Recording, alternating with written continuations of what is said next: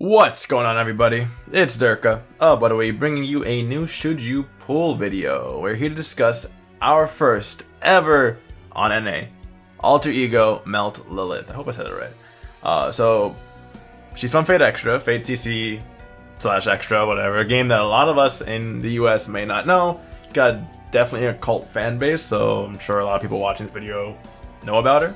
But for the general US population, we wouldn't know about her, and it was kind of worrisome to see if we would actually even get her. She is an alter ego, like I said, so alter ego is a completely new class to the game. What it pretty much does is they help against foreigners, which is another new class in the game. But so for riders, casters, and assassins, they all take 50% more damage from alter egos. So the cavalry classes take 50% more instead of 2 times 50% more, while sabers, archers, and lancers take half damage from them. So it's kind of like almost half the classes versus the other half the classes. It's a very, not weird, but like different kind of system, and not super effective currently for us, but later on they'll definitely be a big help for a lot of people. So yeah, hope you like our little girl, Melt, our sakuraface herself, part of like a bunch of sakurafaces to come.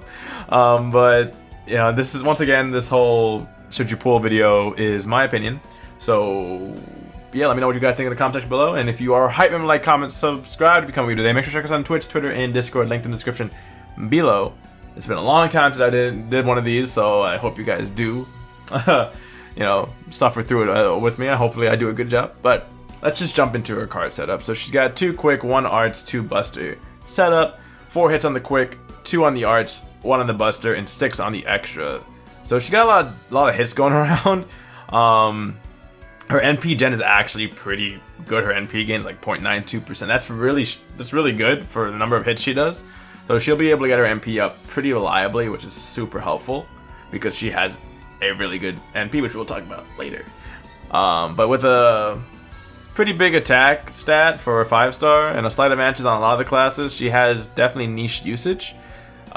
Alter egos, you know, kind of get screwed because we currently don't need multiple damage up on multiple classes, which is what I kind of said before, but her card setup lets her work with a lot of different characters. It's unfortunate that she is quick based because we don't really have quick support yet, but even without quick support, she can put in a decent amount of work. So let's see what she can do with her skills. Skill 1, Crime Ballet A. Grants self-evasion for 2 attacks, 3 turns. Gains crit stars. 5-turn cooldown at max level.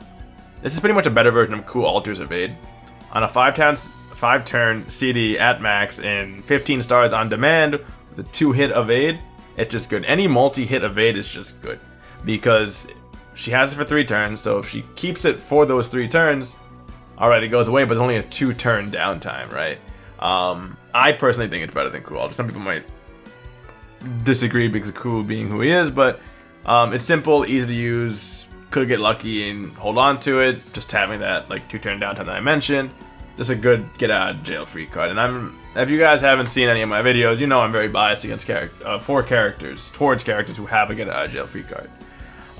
But skill 2, Sadistic Constitution A, increases own attack for 3 turns, reduces own defense by 10% for 3 turns on a 5-turn CD. This is a really good attack steroid. 30% attack boost at max level is really solid. A lot of characters will only have that 20% attack boost, but she gives you the 30%. Certain characters do have like a higher one, but that's usually only for 1 turn. So it's super helpful, and if she had a better self-quick boost, she does get one from her NP overcharge, but you have to overcharge. She'd be really OP, she'd be super broken. Arguably the most important skill to increase until Scotty comes out. Even like when Scotty comes out, I'd say is definitely one of the most important skills to raise. Now let's talk about skill 3, Meltlilith EX. We're going to talk about the strengthened version because I just see there's no point in like talking about old information, even though that's what we get initially. So it reduces all enemies' NP damage for 1 turn, reduces party NP damage by 50% as well, and then gives herself a self-damage NP damage increase for 2 turns. That's on a 6-turn cooldown. So this is, you know, like I said, this is the strengthened version. The strengthened version is amazing with Scotty though, since with Melt's gain, like NP gain and Scotty's NP charging abilities, you can make full use of the own NP damage up for 2 turns. Fantastic for people with Scotty, but otherwise just a decent NP damage buff increase. Kind of annoying that it does decrease everybody else's damage for a turn, but you know, you do what you gotta do, right? Like, you do what you gotta do. If she's your only damage dealer, it doesn't really matter. But otherwise, great skill with Scotty, and honestly, it'd be foolish to not increase its damage. It sucks that you can't really chain with other NPs that do damage, but that's why I'm partial to skill 2, but it doesn't really matter. Let's talk about her passes real quick, because actually I can't even talk about it real quick. She's got a bunch of passes. She's got Magic Resistance B, nice little, you know, debuff resistance. Riding B, always good for a quick base unit as a quick damage increase, 8% for her. Independent action as well with a 10% crit damage. That's always good to have crit damage. She has okay star weight, nothing special, but she has a lot of hits, and if she's with casters, she can actually gain some of those stars. Goddess Essence B, another little damage buff and debuff immunity. And then High Servant A, that literally does nothing. You'll see it, doesn't do anything, doesn't matter. It's okay. Oh well. Well, yeah, that's all I can really say about her passes. Here's the NP. Sarasvati Melt Out Benzaithen's 5-string Biva. I hope I said that wrong. Right, not wrong. Whoops. It's an EX anti-personal quick NP. Hits 8 times. It deals single target damage and removes buffs for the enemy. It's kind of like Musashi's MP in that sense, that it deals more, you know, it removes buffs and just deals single target damage. Overcharge is where they differ though. Melt gets a 3-turn quick buff, starting at 10%. Quick buff for 3 turns though, and going up to 30% at 500% overcharge. Probably not getting the 500% overcharge, but with NP spam, with Scotty, when she comes out, you can get like 2, maybe even 3 of these going up at one time, or like have almost no downtime in between quick buffs, which is pretty nice. It is definitely very, very appreciated. Overall, it's a pretty nice MP. She's like dancing around her enemy. It's pretty. Hits him a bunch of times, and then hits him with that fat sidekick at the end, showing like, boom, got him. But nice MP. Nice unit, honestly, nice unit overall. But alright, so that's enough about her NP. Let's talk a little bit about them traits. So she's got decent stats. Her star absorption could be better, like I said earlier, and her star gen isn't terrible considering she has a bunch of hits. But where she really shines is that NP gain, like I mentioned earlier. Her NP gain being 0.92% and hitting multiple times is very high. And she's all about getting that NP off, so you do you, man. Then again, you know, she's an alter ego. We don't really have a big standard for them. You know, she just hits a bunch of times. She definitely would appreciate a star gener, be it a support like caster or a jack to create stars for her. But otherwise, nice. She's got a very nice attack stat for 5-star. I think it's like 12,800 after max grails, 12,799 after max grails. HP is okay, 14.6 after max grails. But very decent, like very good. It's just good stats overall for that, at least. Alright, enough about the boring traits. Let's talk about CEs. So just to talk about a CE that we had recently that was farmable was Mibu Wolves. It's a decent F2P CE, boosting Buster and Quick or whatever and everything. So it's pretty much everything she needs. No issues right there. If you did grind for it, good. You're set. You're literally set. You get that 10% Quick and Buster performance, and you get crit stars, which helps with her, you know, bad star gen. Not bad star gen, but with getting her stars to use. I only mentioned this because it was featured in a recent event. I do only break it down to about 3 CEs because there's so many CEs you can use.